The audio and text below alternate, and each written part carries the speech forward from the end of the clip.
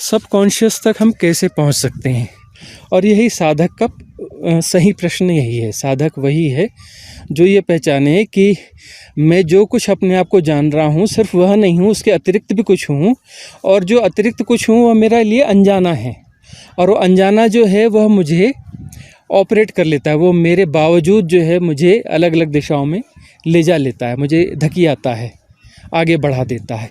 तो उसे हम कैसे पहचानें?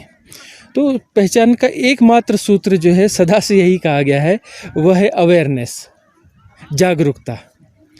जागरूकता कैसे आएगी, अवेयरनेस कैसे आएगी? हम जो है एसोसिएशन जो है उसको पहचानते हैं। एक तो कहते हैं ना कि शरीर के साथ हमारी एसोसिएशन है कि यह मैं हूँ, यह मैं हूँ। यदि मैं ये शरीर हूँ और ऐसा ही मानता हूँ तो मैं साधक नहीं हूँ। मुझे कहीं यह भान है कि ये शरीर में अपने आप को मान रहा हूँ, लेकिन मैं शरीर नहीं हूँ, शरीर से ज़्यादा कुछ हूँ, तब वहाँ साधक का जन्म होता है। तो पहले तल पे तो शरीर को हम देखते हैं, उसके साक्षी होते हैं। तो शरीर का साक्षी होने के लिए क्या करना होगा? शरीर का साक्षी होने के लिए हमें शरीर के मूवमेंट्स को देखना होगा।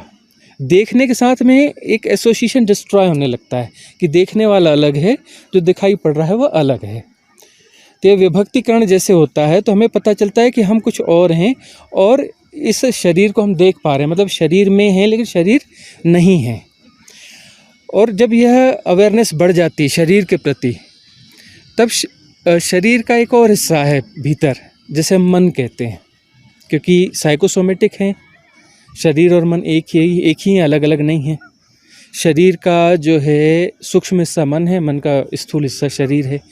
तो फिर हम इसके उस पोर्शन को भी देख पाते हैं कि मन को, तो मन में जो कुछ चल रहा है हम उसे चलने देते हैं, उसे डिस्टर्ब नहीं करते हैं, उसे मैनेज नहीं करते हैं, तो हम उसके भी साक्षी होने लगते हैं। और सबसे बड़ी गड़बड़ी यही होती है कि तथाकथित जो नैतिक शिक्षाएं वह बताती हैं कि सत्य बोलना चाहिए, झूठ नहीं बोलना चाहिए, ऐसा करना चाहिए, वैसा नहीं करना चाहिए। यह तो मैनेज करना हुआ ना। तो जब हम उसे मैनेज कर रहे हैं तो मन ही मन को मैनेज कर रहा है, तो मन के ऊपर तो उठ ही नहीं पाएंगे। मन के ऊपर उठना है तो मन को बिल्कुल नहीं छेड़ना है और तटस्थ भाव से बने रहना है। तो हम कौन है, अपनी बीइंग स्पष्ट होगी जी। मन को जो है जब हम बिल्कुल नहीं छेड़ रहे हैं, कोई विचार श्रृंखला चल रही है, कोई पैटर्न्स ऑपरेट हो रहे हैं, तरह तरह के पैटर्न से ऑपरेट हो रहे हैं, वो पैटर्न जो है सबकॉन्शियस माइंड में डिपॉजिट है, और वो अपने समय पर वो एक्टिवेट हो जाते हैं, ऑपरेट करते हैं और फिर अपने अंदर चले जाते हैं जी।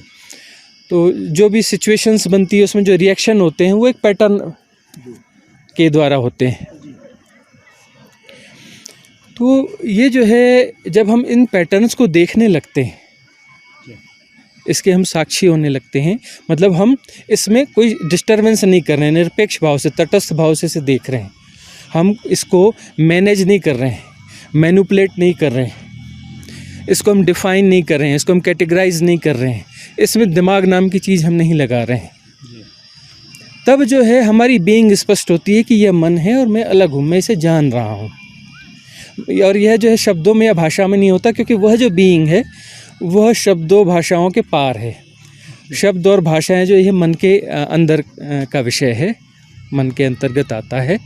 और हमारी जो बीइंग है वह सिर्फ तटस्थ ही है, वह साक्षी ही है, वह अक्रियाशील है, वह क्रिया नहीं कर सकती, अर्थात वह मेटाफिजिकल है।